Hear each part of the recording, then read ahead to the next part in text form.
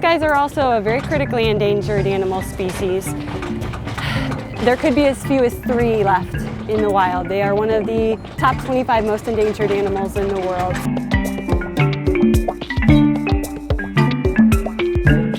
We have the Grant zebra out here, which is a type of plain zebra. We also have the Grevy's zebra, which is a critically endangered species out on our other veldt.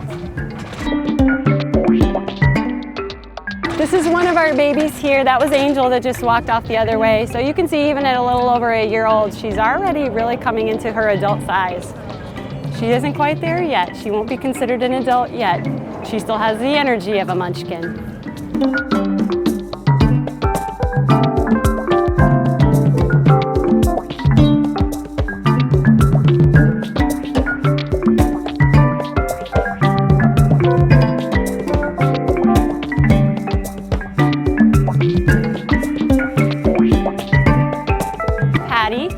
We're just training her right now to eat a little bit of lettuce and to try and stay calm while we're feeding her. But you can see her ossicones still have a little bit of hair on the very top. That's very typical of younger giraffes.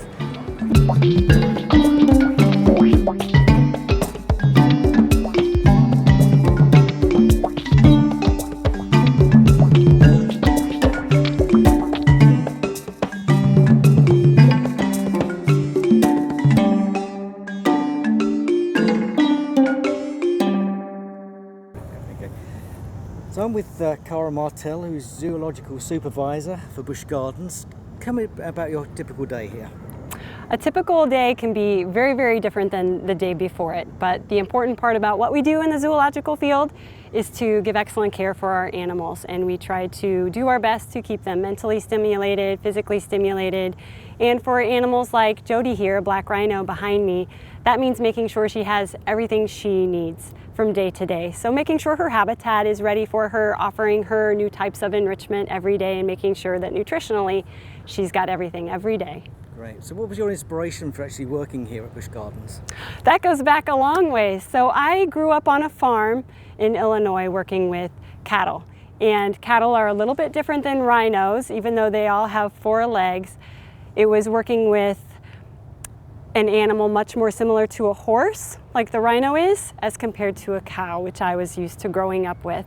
So I knew I wanted to work with animals. I knew I wanted to make a difference in the conservation field. And what brought that together was being able to work with exotics, both locally and globally, which brought me here to Busch Gardens in Tampa.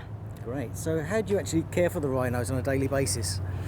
That's a big job. Rhinos are big animals, and we have quite a few here in the park. So even for one animal, like the black rhino right behind us, it takes quite a bit of work and quite a bit of staff members to take care of her every day. Just cleaning up from what she has offered from the day before, she can deposit about 70 to 80 pounds of fecal matter in just one day. So cleaning up that takes quite a bit of time, as well as the amount of food we give her. She'll get different toys every day, from barrels and tires to sometimes melons and fun nutritional things that she can have. So you hear in the wild of the poaching. What is the real importance of their survival in the wild?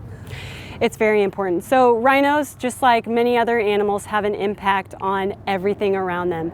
They fill a very big niche.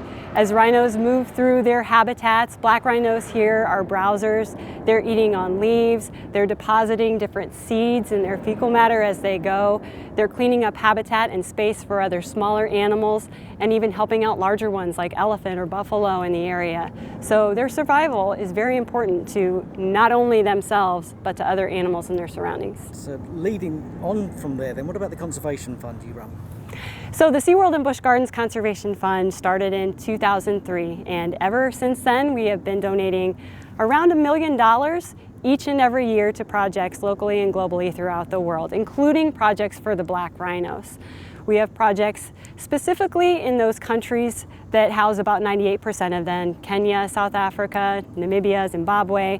We want to make sure that we're doing everything we can, not only to care for the rhinos here, but to make sure that the rhinos in Africa, their spaces, their habitats, and the local people have what they need to support their survival. Great. And the UK has a Donations Extras program. How does that work? It's a great program, so I'm so glad you mentioned that. it's great when we can have a tour or any kind of event and a donation is given to the Conservation Fund as a result. Any donation made to the fund helps in a very big way. You wouldn't think of it, but even a penny, even a nickel, when everybody is donating and the thousands of people that come into our park are donating, all of that can make a very big difference. So when they book a tour from the UK, money goes directly to the Conservation Fund? Exactly. That's great. Well, thank you very much for your time, Cara. Thank you so much for your time.